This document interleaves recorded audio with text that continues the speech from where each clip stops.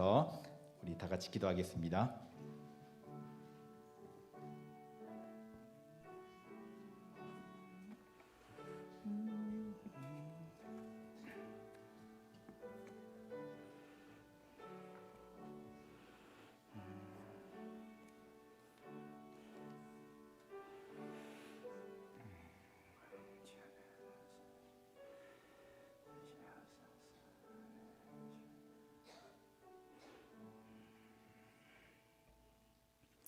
네, 이제 시간이 되었습니다. 하나님께 드릴 예물 소개하고 또 묵도하심으로 수요일밤 예배 시작하겠습니다.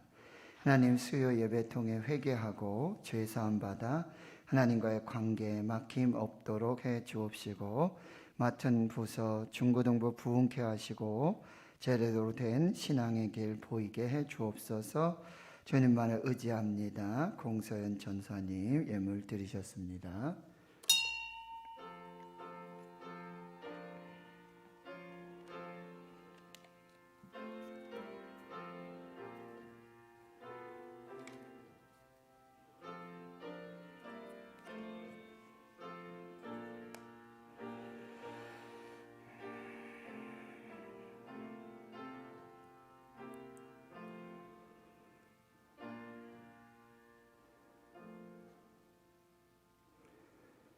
하나님 감사합니다. 하나님의 은혜 속에 또 한 주간을 지내며 수요일 밤 시간을 구별하고 장소를 구별해 몸과 마음을 드리는 거룩한 선제물로 하나님 예배하게 하시니 감사합니다. 은혜절기 사순절 예수 그리스도의 십자가와 또 부활하심을 깊이 묵상하며 또 우리 삶 가운데 역사하시는 성령님을 그 도우심을 의지하며 믿음으로 살아가는 주의 백성들 되게 해 주옵소서. 코로나 중에 그 고통과 또 그 환난 아픔 중에 속히 치료하여 주시고 모든 막힌 것들 뚫어주시고 열어주시며 형통케 하시는 하나님의 은혜로 함께해 주시옵소서. 많은 환우들이 고통 중에 있습니다. 수술 후에 또 회복 중에 있습니다. 성령님 그 침상으로 병상으로 찾아가 주시고 만나 주시고 위로하여 주시고 하나님의 참된 평안과 그 권능으로 치유하시는 회복의 역사가 있게 하옵소서. 우리 다음 세대 교회학교 살아가는 주의 자녀들 지켜 주시옵시고 속히 예배가 잘 회복되어지고 예배를 통해서 말씀과 기도를 통해서 살아계신 하나님의 임재와 인격적인 하나님을 만나는 그 거룩한 역사들이 회복되게 해 주시옵소서. 오늘 예배를 하나님 맡아주시고 성령님 인도해 주시고 하나님의 뜻을 이루고 하나님께 영광 되게 해 주시옵소서. 감사드리옵고 예수님의 이름으로 기도하옵나이다. 아멘. 찬송가 144장입니다.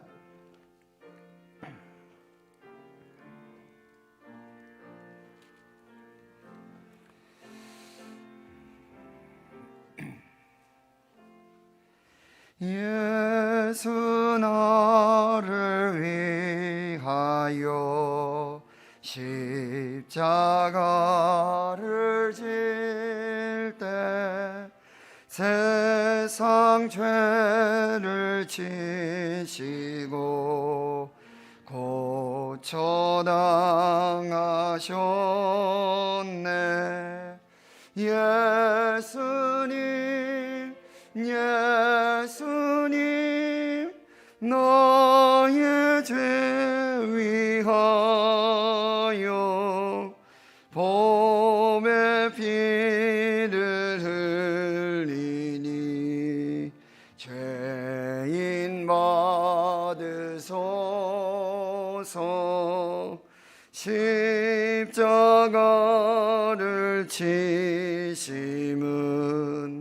무슨 죄가 있나. 조무징한 사람들 메시아 죽였네. 예수님 예수님 나의 죄 위하여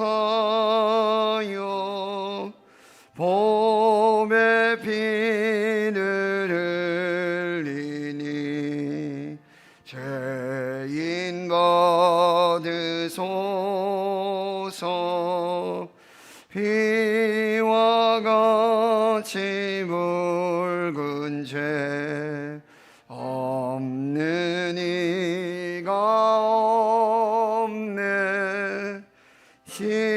십자가의 공로로 눈과 같이 되네. 예수님 예수님 나의 죄 위하여 봄의 비를 흘리니 죄인 받으소서. 아름답다 예수여 나의 좋은 친구. 예수 공로 아니면 영원 영벌 받네. 예수님 예수님 나의 죄 위하여 봄의 비를 흘리니 죄인 받으소서. 아멘.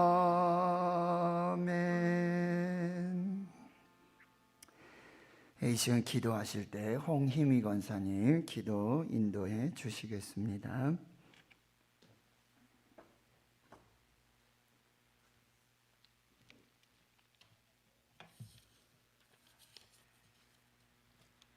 하나님 아버지 은혜를 감사합니다. 영혼의 안식처인 주님의 교회를 인도하여 주심 너무나 감사합니다. 지금은 사순절 5번째 주간입니다. 사순절 기간에 경건한 생활을 유지하지 못하고 올바른 분별력을 갖지 못했던 저희의 허물을 용서해 주시옵소서. 소망의 부활절을 기다리며 예수 그리스도의 마음과 생각과 능력을 덧입는 삶으로 하나님을 바라보며 성도다운 삶을 살게 하옵소서. 하나님 아버지, 코로나로 인하여 우리의 일상이 흐트러지고 믿음 또한 코로나 핑계를 대고 우리의 나약함을 합리화하지는 않았는지 돌아봅니다. 하루빨리 일상이 회복되는 역사를 주시옵소서. 오직 하나님 한 분만이 이루어 주실 줄 믿습니다. 건강을 잃어 힘들어하시고 여러 가지 어려운 문제로 괴로워하시는 성도님들에게 은혜를 베푸사 성령 충만, 은혜 충만을 알게 허락하여 주시옵소서. 단위에서 말씀 전하실 목사님께 강건함을 주시고 아멘으로 화답하며 받을 수 있는 좋은 마음을 허락하여 주시옵소서. 거룩하신 예수님의 이름으로 기도드립니다. 아멘.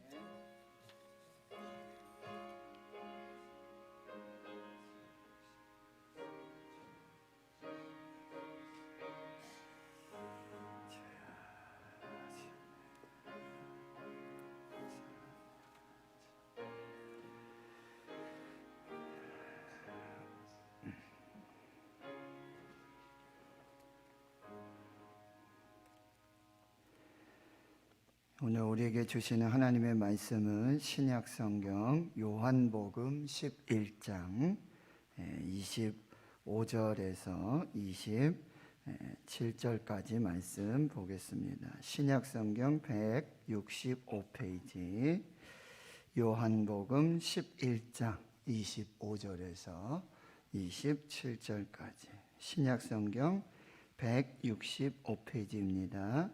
요한복음 11장 25절에서 27절까지 함께 한 목소리로 봉독합니다. 시작. 예수께서 이르시되 나는 부활이요 생명이니 나를 믿는 자는 죽어도 살겠고 무릇 살아서 나를 믿는 자는 영원히 죽지 아니하리니 이것을 내가 믿느냐 이르되 주여 그러하외다. 주는 그리스도시요 세상에 오시는 하나님의 아들이신 줄 내가 믿나이다. 아멘. 여기까지 광고 드리겠습니다. 지금 사순절 기간입니다. 그리고 다음 주간에는 고난주간인데요. 특별 새벽 기도회로 저희 모입니다. 차량 운행도 할 예정입니다. 오늘도 우리 정화석 권사님, 김홍양 권사님 오셨는데 예배 마치시고 교회 차량으로 집으로 돌아가실 수 있도록 관리집사님 운행해 주시고요. 예, 그래서 우리가 조금 한 사람이라도 더 모여서 하나님 앞에 기도하고 예배할 수 있도록 그렇게 사순절 40일 꽤 길은 것 같고요. 그렇죠? 주일 빼고는 46일이거든요, 사실. 그런데 꽤 길은 것 같은데도 벌써 이제 열흘밖에 남지 않았습니다. 그래서 다음 주간에 이 고난 주간에 더 열심히 우리 기도하고 그렇게 해서 하나님 앞에 우리 권선 기도하셨지만 소망의 부활, 희망의 부활, 은혜, 능력의 부활을 맞이할 수 있도록 여러분 그렇게 협력해 주시고요. 그리고 어제 노회를 잘 마쳤습니다. 그래서 저희 교회에서 청원한 이 장로 증선, 3명 증선 청원이 허락이 되었고요. 그래서 또 지난 시간에 저희가 임시 당회를 통해서 5월 15일에 장로님 3분, 그리고 집사님 5분, 권사님 7분을 다시 피택하여 세우는 공동의회를 개회하기로 그렇게 결의했습니다. 지금까지도 기도하셨지만 더 기도하셔야 됩니다.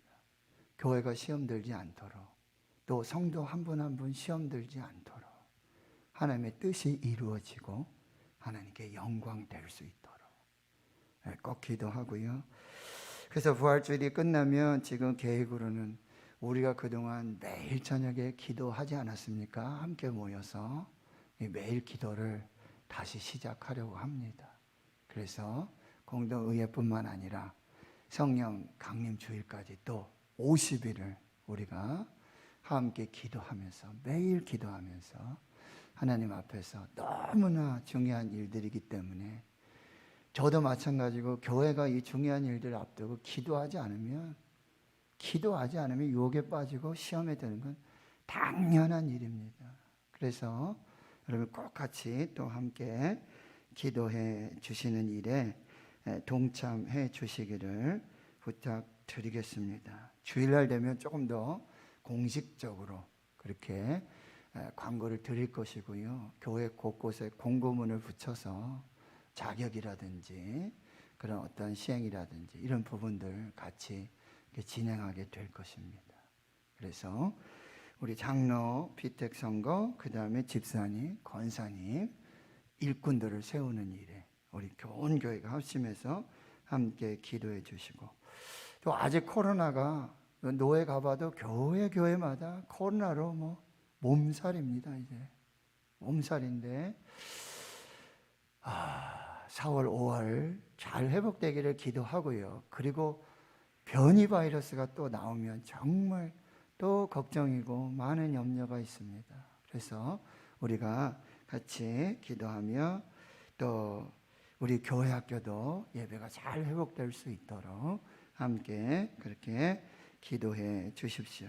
그리고 총대 선거가 있었는데 우리 오영세 장로님이 장로 총대로 당선이 되셔가지고 또 이제 봉사하실 수 있게 됐고, 우한 장로님, 우리 또 박정 장로님도 부서에서 위원회에서 각각 또 일을 맡으셔서 또 수고하고 계십니다. 그래서 여러분들이 같이 또 함께 기도해 주시기를 부탁드리겠습니다.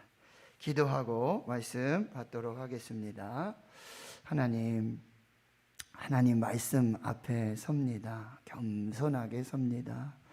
성령께서 깨닫게 해 주시고 말씀하여 주시는 그 세미한 음성을 듣는 복된 시간이 되게 하옵소서. 예수님의 이름으로 기도하옵나이다. 아멘. 3월 달에 여러분 수요일 저녁마다 우리가 하나님의 이름에 대해서 말씀을 통해서 우리가 공부했는데요. 하나님의 이름을 통해서 하나님께서는 자기 자신이 누구이신지를 계시해 주시고 그 이름의 뜻뿐만 아니라 그 이름에 담긴 은혜와 능력을 따라서 하나님 역사해 주심을 우리가 함께 살펴봤어요. 그 첫 번째 이름이 하나님은 여호와, 우리의 주님이시다, 주인이시다, 주권자이시다. 그래서 엘로힘, 또 야훼, 아도나이 이렇게 하나님의 이름을 공부했고요. 두 번째는 엘샤다이, 전능하신 하나님. 세 번째는 여호와 로이, 목자이신 하나님. 그리고 지난주에는 아빠, 아버지. 하나님은 우리의 아빠, 아버지가 되신다. 그리고 우리는 예수 그리스도를 믿는 믿음으로 아빠, 아버지의 아들이 되는 그런 권세를 누리게 되어진다는 거죠. 이제 4월 달에는요, 예수 그리스도가 누구신지, 예수 그리스도의 성품에 대해서 우리가 공부하게 되어집니다. 그 전에 이 요한복음의 말씀을 통해서 예수 그리스도의 성품이신 오늘 긍휼하심, 또 겸손하심, 희생하심, 그리고 부활에 대해서 예수님의 성품에 대해서 우리가 공부하게 될 것인데, 우리는 예수 그리스도는 이 땅에서 그 누구와도 그 무엇과도 비교할 수 없는 구원자이심을 요한복음에서 우리에게 말씀해 주세요. 요한복음에는 다른 복음서에 없는 7대 표적이 있습니다. 7개의 아주 중요한 표적을 통해서 이 세상 누구와도 그 무엇과도 비교할 수 없는 그 구원자이심을 드러내시는 거예요. 당연히 그냥 한 인간이 아니라 하나님의 아들이시고 그리스도 메시아임을 그 표적을 통해서 드러내 주시는데, 요한복음 2장에 가나 혼인잔치에서 물을 변하여 포도주를 만드신 사건, 요한복음 4장에는 왕의 신하의 아들을 말씀으로 고치시는 사건, 또 요한복음 5장에는 이 베들레헴 예루살렘 양문 곁에 베데스다 연못에 38년 된 환자가 있었는데 내 자리를 들고 일어나 걸으라. 그래서 고쳐주시는 그 역사. 또 요한복음 6장에는 두 가지 표적이 나오는데요. 베세다 광야에서 오병이어. 그래서 떡 5개, 보리떡 5개, 물고기 2마리를 가지고 5,000명을 배불리 먹이시고, 그리고 12강조를 남기시는 그 표적을 보여주시고, 그리고 물 위를 걸으시고 풍랑이는 바다를 잔잔케 하시는 그런 표적을 보여주십니다. 요한복음 9장의 6번째, 이 나면서부터 소경된 사람을 고쳐주시죠. 실로암 못에 가서 그렇게 씻으라고 하시는 그 역사로 그 병자의 눈을 뜨게 하십니다. 오늘 이제 요한복음 11장에는 죽은 나사로를 살리시는 예수님, 그냥 누구를 치유해 주시고 누구를 고쳐 주시는 그런 분 정도가 아니라 나는 부활이다, 나는 생명이심을, 자기 스스로 메시아 그리스도이심을 드러내심으로 바로 예수 그리스도께서 누구이신지를 말씀해 주십니다. 오늘 요한복음 11장에 죽은 나사로를 살리시는 이 표적은 바로 긍휼하신 구원자. 오늘 여러분 읽지는 않았지만 11장 33절을 한번 보시면은요, 예수께서 그가 우는 것과 또 함께 온 유대인들이 우는 것을 보고 심령의 비통이 여기시고 불쌍히 여기시고, 35절에는 예수께서 눈물을 흘리시더라. 예수님께서 눈물을 흘리신 장면은 요한복음 이 11장 35절 이 본문밖에 없습니다. 그래서 이 죽은 자를, 또 어려움에, 곤고함에, 환난 중에, 낙심과 절망 중에 있는 하나님의 백성들을 얼마나 사랑하시는가, 얼마나 긍휼히 여겨주시는가, 그래서 구원해 주시는가를 보여주게 되신다라고 하는 거죠. 자, 그러면 11장 1절로 여러분 돌아가 보시면은 어떤 병자가 있었어요. 그는 마리아 또 마르다 이렇게 세 남매예요. 베다니에 사는 나사로라고 하는 병자가 있었어요. 2절에 보면 마리아는 향유를 주께 붓고 머리털로 주의 발을 닦던 자요 병든 나사로는 그의 오랍이더라. 지난주일에 12장에 향유 옥합을 깨뜨린 이 마리아, 우리가 함께 말씀을 통해서 은혜 받았습니다. 그런데 이 나사로가 병이 든 거예요. 이 병듦은 어떤 병이냐면은 아주 죽을 병이에요. 깊은 병에 걸리게 되었다라는 사실이에요. 그런데 3절에 보니까 이 누이들이 마르다와 마리아가 예수님께 사람을 보내서 주여 보시옵소서, 사랑하시는 자가 병들었나이다. 이 말은요, 오셔서 고쳐달라는 거죠. 그리고 지금 이 예수님과 나사로와 마르다와 마리아의 관계가 아주 매우 가까운, 아주 친밀한 그런 관계임을 우리가 알 수 있게 되는 거예요. 마치 가족과 같은 그런 관계 속에 있었다라고 하는 거예요. 근데 4절에 보니까 예수님은 그 이야기를 들으시고는요, 아주 예상하지 못한 반응을 하십니다. 평소 다르게요. 빨리 가야 되겠다. 빨리 가서 고쳐주자. 이렇게 하시는 것이 아니라는 사실이에요. 4절에 예수님이 들으시고는 이 병은 죽을 병이 아니라 하나님의 영광을 위함이고 하나님의 아들이 이로 말미암아 영광을 받게 하려 함이라 라고 이렇게 말씀하시며 전혀 예상하지 못한 반응을 보여주고 있다라고 하는 것입니다. 그래서 5절에는 예수께서 본래 마르다 그 동생과 마리아죠, 나사로를 사랑하셨던 관계를 말해주고, 그런데 6절에는 이 예상하지 못한 반응 이후에 의도적인 지연, 의도적인 지체하시는 예수님의 모습을 볼 수가 있어요. 나사로가 병들었다함을 들으시고는 그 계신 곳에 이틀을 더 유하시는 거예요. 의도가 있으셨어요. 근데 다른 사람들은 모르고 오직 예수님만 계획을 가지고 계시고 예수님만 의도적인 이 지연, 지체를 하고 있다라고 하는 거예요. 그런데 갑자기 이틀이 지나고선 7절에 제자들 보고 다시 유대로 가자고 말씀하시는데, 유다는 방금도 그 유대에서 돌로 치려고 하는 이 분위기가 굉장히 좋지 않은 그런 상황이에요. 예수님 만나면 죽이려고 하고 신성모독, 성전모독 이 죄를 씌워서 예수님을 죽이려고 하는 그런 음모들이 있었다라고 하는 것입니다. 그리고는 11절에 보시면 우리 친구 나사로가 잠들었다, 내가 깨우러 간다. 잠이 들었다, 내가 깨우러 간다. 이것은 아주 깊은 영적 의미가 있죠. 우리가 사실 이 세상에 죽음을 맞이한다라고 하는 것은 반드시 우리는 죽고 나면 부활의 그런 역사를 경험하게 된다는 거예요. 예수 믿고 하나님 믿는 자들은 생명의 부활로, 그렇지 않은 자들은 심판의 부활로 다시 부활하게 되어 있는 거예요. 이게 그냥 잠을 자는 거죠. 사람들은 죽었다라고 하지만 영적인 잠을 의미하게 있는 거죠. 근데 12절은 제자들은 이 영적인 의미를 깨닫지 못하고 있는 것입니다. 잠이 들었으면 이제 낫겠고 다시 일어나지 않겠습니까? 라고 했는데 13절에 사도 요한의 주석이 거기에 기록되어 있어요.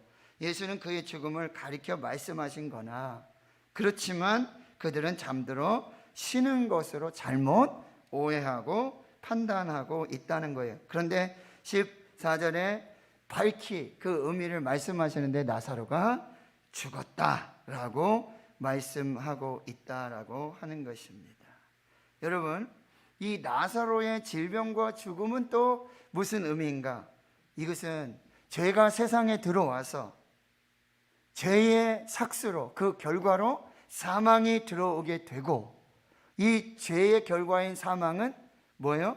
이 죽음과 파괴를 통해서 정말 하나님의 그 창조 질서, 역사를 무너뜨리는 그 악한 일들이 나타나게 되어진다는 사실입니다. 의인은 없고 하나도 없고 모든 사람이 죄를 범하며 하나님의 영광에 이르지 못하고 죄의 삭은 사망이고 하나님의 은사는 그리스도 예수 우리 주 안에 있는 영생이니라. 이 나사로의 병듦과 죽음은 죄의 결과가, 죄로 말미암는 이 죽음과 하나님의 창조 질서를 파괴하는 이 영적인 질서를 극명하게 보여주고 계신다는 거예요. 예수님께서는 사랑하시는 관계였고 매우 가까운 관계였지만 거기에 예상하지 못한 반응을 하세요. 이게 하나님의 영광을 위한 것이다. 하나님의 아들이 영광받는 일이다. 그리고는 의도적인 지체를 하시며 이틀을 더 유하시며 마치 나사로가 죽기까지를 기다리고 계시는 듯한 그런 일들이 일어나고 있다는 거예요. 예수님이 과연 왜 지체하셨는가? 말씀드렸지만 예수님은 전능하신 이 세상에 누구와도 비교할 수 없는, 그 무엇과도 비교할 수 없는 구원자, 메시아, 그리스도이신 예수님이 이미 이 앞번에 말씀드렸지만 이 놀라운 표적들을 통해서 그가 단순히 사람이 아닌, 인간 예수가 아닌 인간의 몸을 입고 계시지만 하나님의 아들이시고 그리스도이심을 표적으로 보여주셨던 예수님이 왜 의도적으로 지체하시면서 나사로의 죽음을 기다리시면서 도대체 뭘 가르쳐 주시려고 그렇게 지금 행동하고 계시는가? 자, 오늘 16절을 같이 읽겠습니다. 시작. 15절입니다. 11장 15절 시작. 내가 거기 있지 아니한 것을 너희를 위하여 기뻐하노니 이는 너희로 믿게 하려 함이라. 그러나 그에게로 가자 하시니. 자, 보세요. 예수님이 전혀 예상하지 못한 반응을 내놓으시고 그리고 의도적인 지연, 지체, 비교할 수 없는 구원자, 그 무엇과도 그 누구와도 지체하신 이유, 기다리신 이유, 죽음을 기다리신 이유, 그것은 뭐예요? 첫째로 제자들이 믿도록, 제자들이 믿도록, 누구를요? 예수를 그리스도로 믿도록 나사로를 살리시는 것을 지체하셨다라는 의미입니다. 여러분, 혹시 기다려 보신 적 있으세요? 너무너무 급한데, 지금 꼭 너무너무 긴급하고 너무나 급박한 그런 상황인데 하나님의 오심, 하나님의 역사하심. 엘샤다이 우리 하나님 배웠잖아요. 전능하신 하나님, 무엇이든지 하실 수 있고 할 수 없는 것이 없으신 그 하나님을 믿음에도 불구하고 아무 일도 행하지 아니하시고 침묵하시며 우리를 기다리게 하시는 하나님, 그 이유가 뭐라고요? 믿게 하려고. 그 기다림을 통해서 우리의 믿음이 더욱더 견고해지고 우리의 믿음이 더 온전해지고 우리의 믿음이 더 확실해진다는 거예요. 아브라함에게 아들을 줄 것이고 너 씨로 말미암아 모든 민족이 구원을, 큰 민족을 이루고, 근데 가나안에 왔는데 75세에 왔는데 하나님 침묵하시고 아무 일도 이루지 않아요. 그러니까 하갈을 통해서 자녀를 얻게 되고 이스마엘을 얻게 되고, 그럼에도 아무 일도 일어나지 않아요. 25년이 지난 후에 바로 말씀하신 대로 이삭을 얻게 되는 거예요. 이유가 뭐라고요?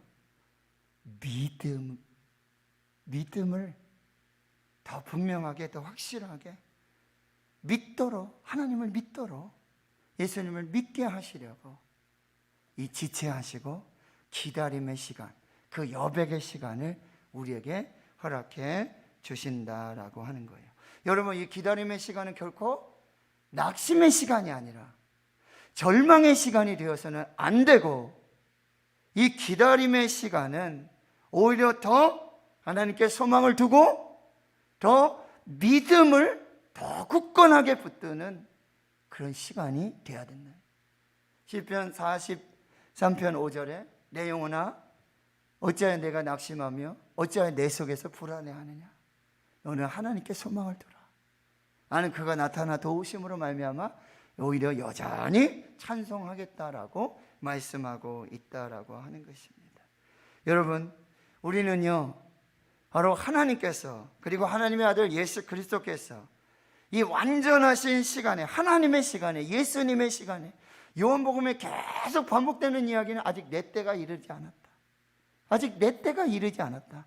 그런데 그 하나님의 시간에, 예수 그리스도의 시간에, 주님의 시간에, 그 약속의 시간에 하나님이 일하실 것을 믿고 인내하고 기다리게 하시는 그 믿음의 시간이 되어야 한다는 거예요. 기도했는데 끝까지 기다리시라. 끝까지 하나님을 믿으라. 끝까지 인내하라. 믿게 하시려고 지체하시고 기다리게 하시는 하나님을 여러분이 꼭 기억하시길 바랍니다. 자, 17절에 예수님이 오셨죠. 나사로가 무덤에 있는 지 나흘이 됐죠. 18절에 여기 베다니는 예루살렘에서 가깝기가 한 오리쯤 됐다.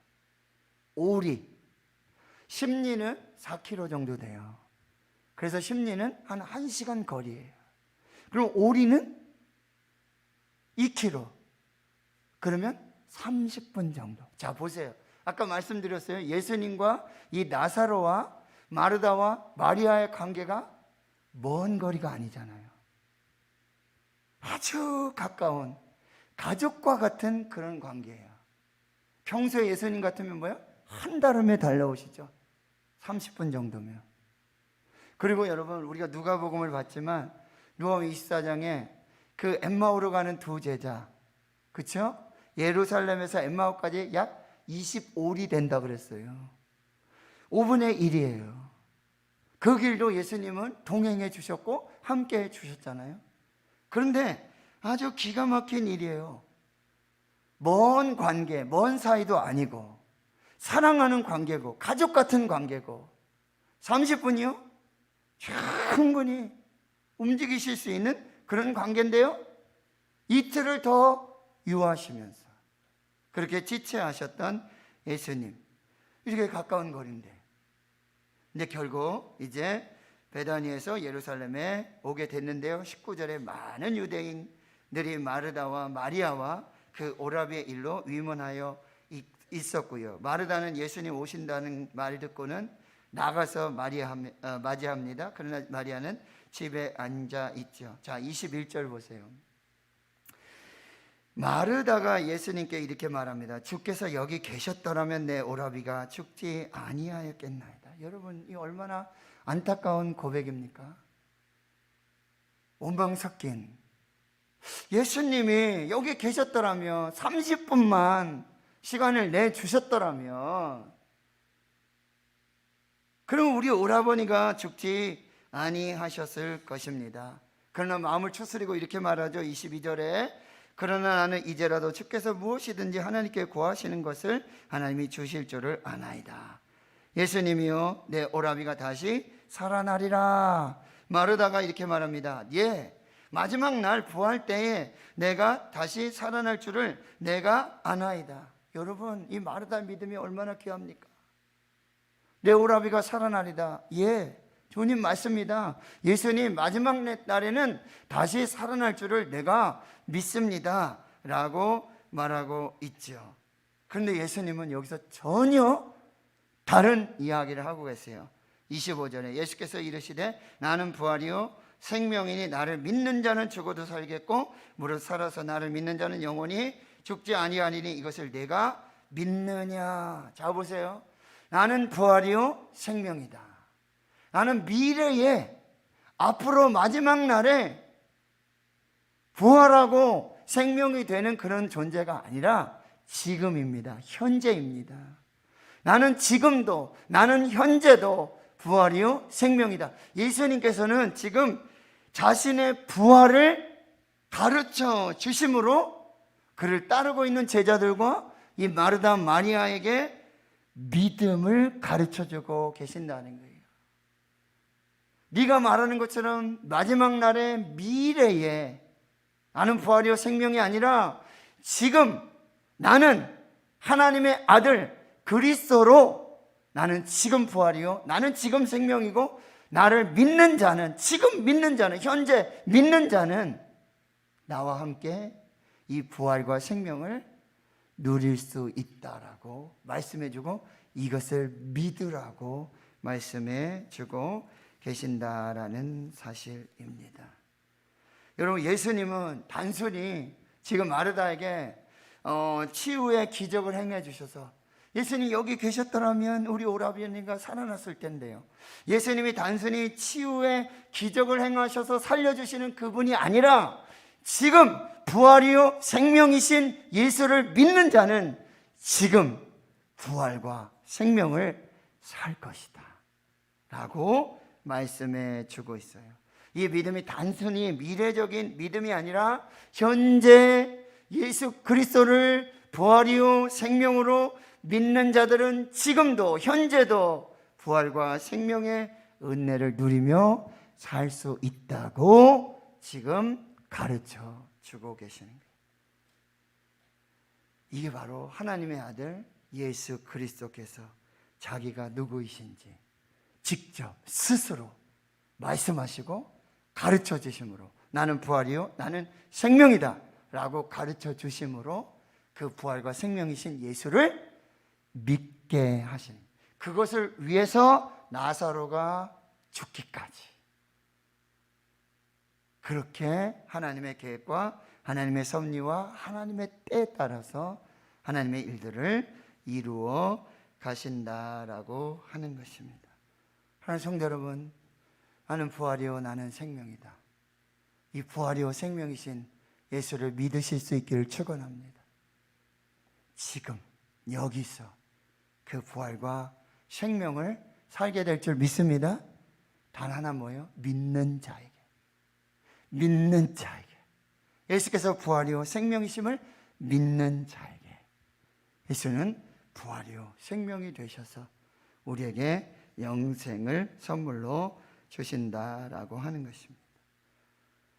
자, 첫째는요.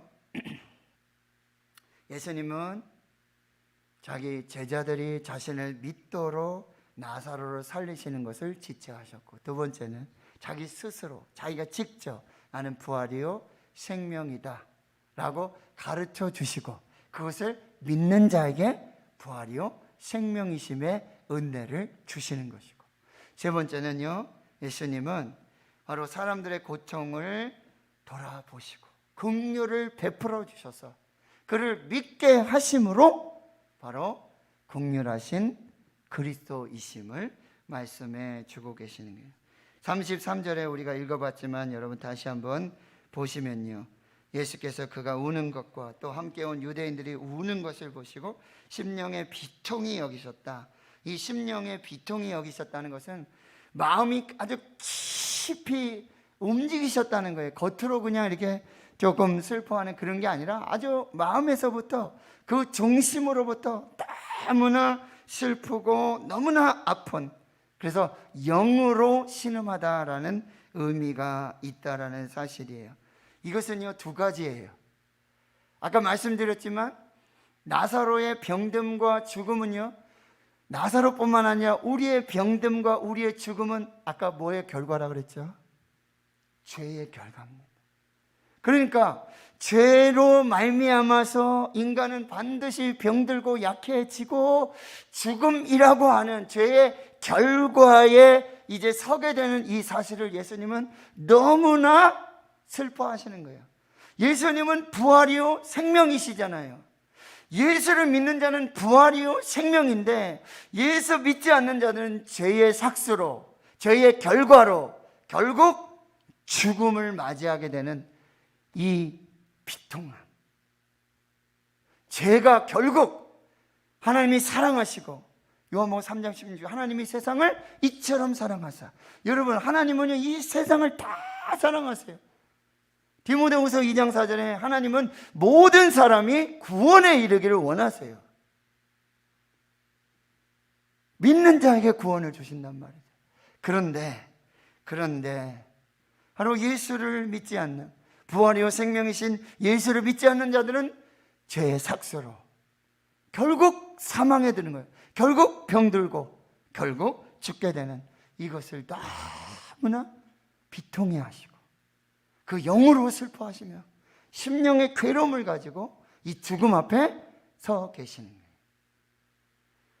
나는 부활이요 나는 생명인데 이걸 믿는 자마다 이 죽음 넘어 이 죽음의 영생의 이 거룩한 생명을 살게 되는데, 그걸 믿지 않는 자들은 죽을 수밖에 없는 그런 비통함, 그런 안타까움을 지금 표현해주고, 두 번째는 여러분 나사로를 얼마나 사랑하셨는지 그것을 말씀해주고 있어요. 그래서 36절에 두 가지 반응이 나오는 거예요. 보세요.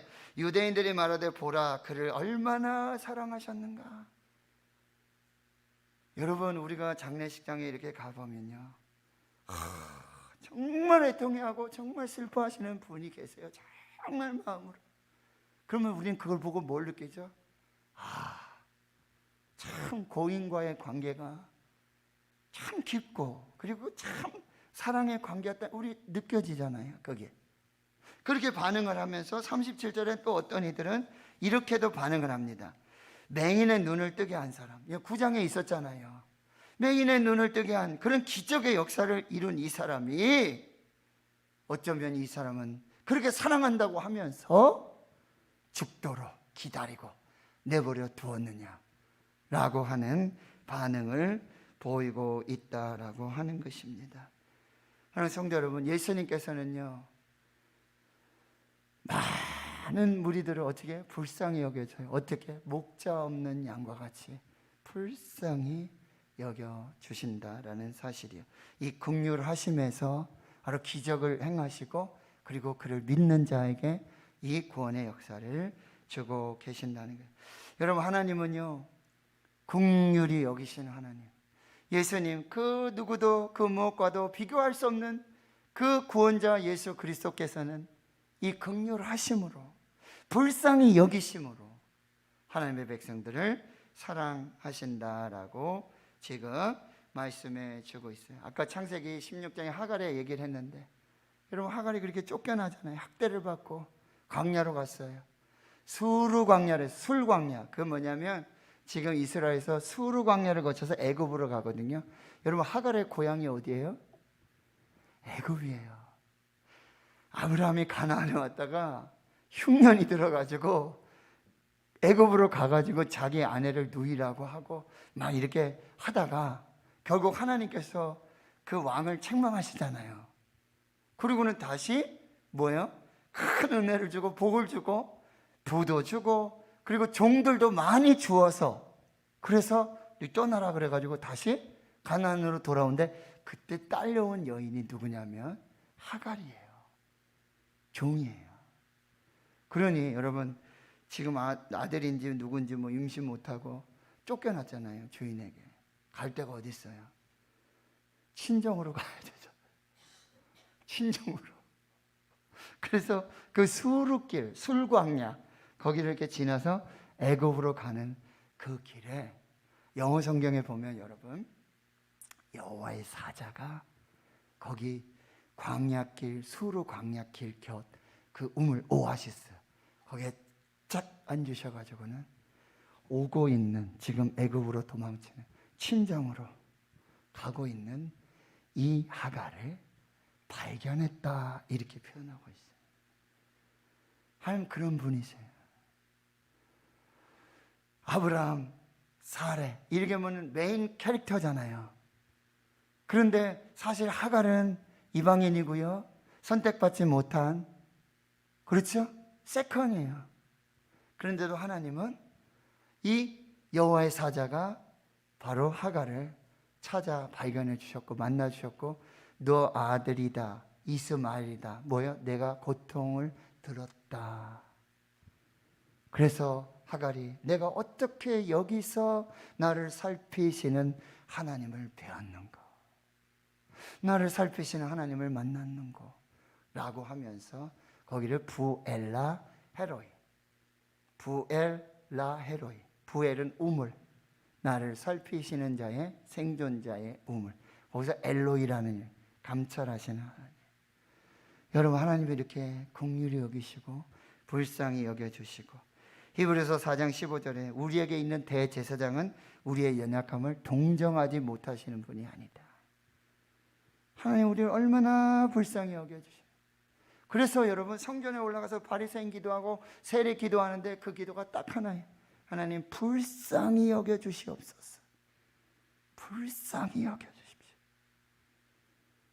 그러면 다 해결돼요. 불쌍히 여기셔서 오병이어의 기적을 행하신 거예요. 불쌍히 여기고 선한 사마리아 사람이 되어지는 것입니다. 하나님 우리를 불쌍히 여겨주시는 하나님이시다. 그 불쌍히 여기심을 통해서 예수 그리스도를 믿게 하신다는 거예요. 그런데 여러분 또 38절에도 보면 예수께서 다시 속으로 비통히 여기시고 무덤에 가십니다. 무덤이 구리로 돌로 막혀 있었고요. 돌을 옮겨 놓으라.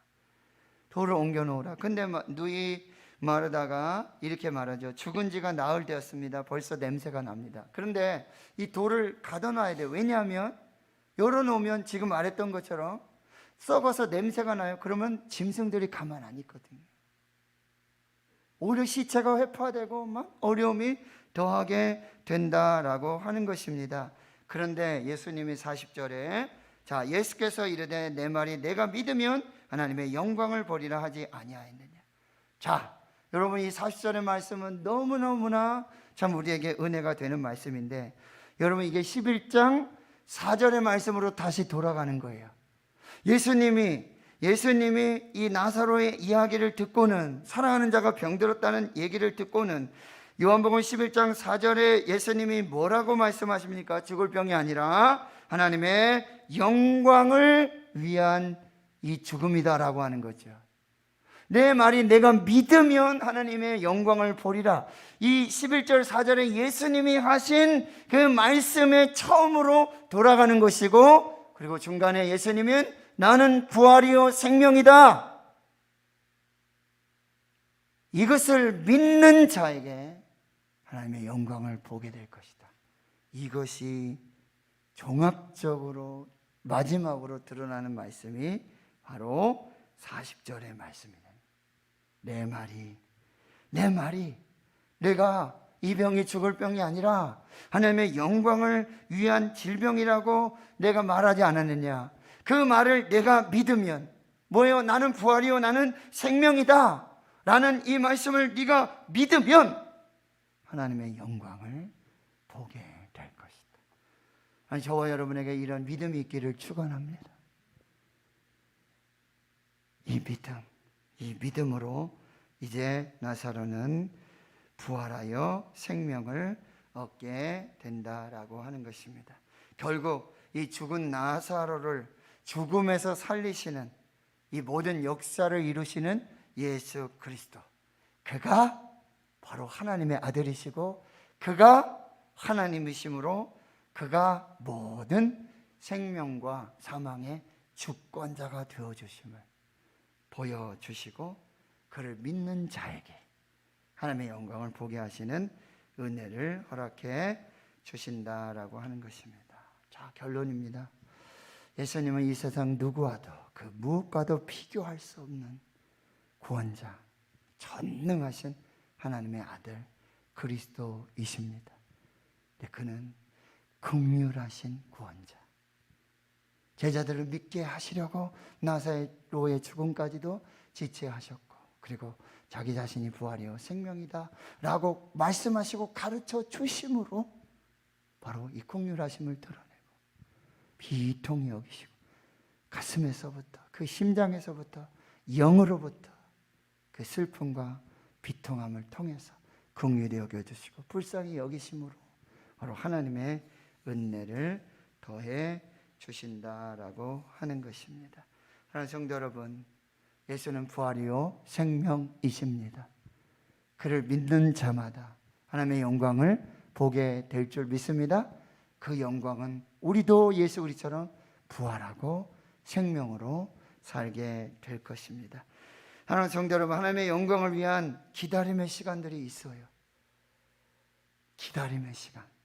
하나님 침묵하시고 아무 일도 안 하시고 아무 말씀도 안 하시는 것 같지만 그 기다림의 시간은 낙심하고 절망하고 원망하고 하나님을 떠나버리는 그 시간들이 아니라 오히려 하나님의 영광을 보게 하시는, 그래서 기다리게 하시는, 그래서 인내하게 하시는 그 기다림 속에 그 뒤에는 반드시 하나님의 영광이 믿는 자에게 믿음으로 인내하고 믿음으로 기다리는 그 하나님의 사람들에게 영광 나타내 주시는 하나님의 역사의 시간들이 될 줄 믿습니다.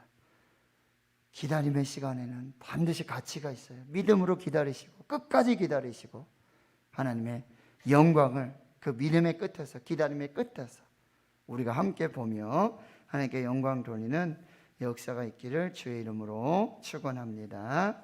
아멘.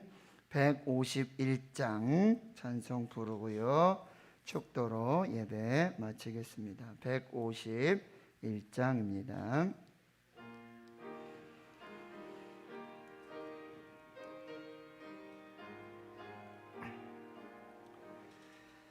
만왕의 왕 내 주께서 왜 고초당했나,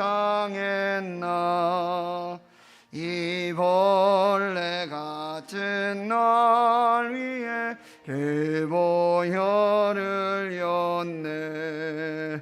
십자가 내가 처음 볼 때에 나의 맘의 큰 고통 사라져. 오늘 믿고서 내 눈 밝았네. 참 내 기쁨 영원하도다. 주 십자가 못 박힘은 속죄함 아닌가. 그 긍휼함과 그 은혜 말할 수 없도다. 십자가 내가 처음 볼 때에 나의 맘의 큰 고통 사라져. 오늘 믿고서 내 눈 밝았네. 참 내 기쁨 영원하도다. 늘 울어도 그 큰 은혜 더 갚을 수 없네. 나 주님께 몸 바쳐 힘쓰리.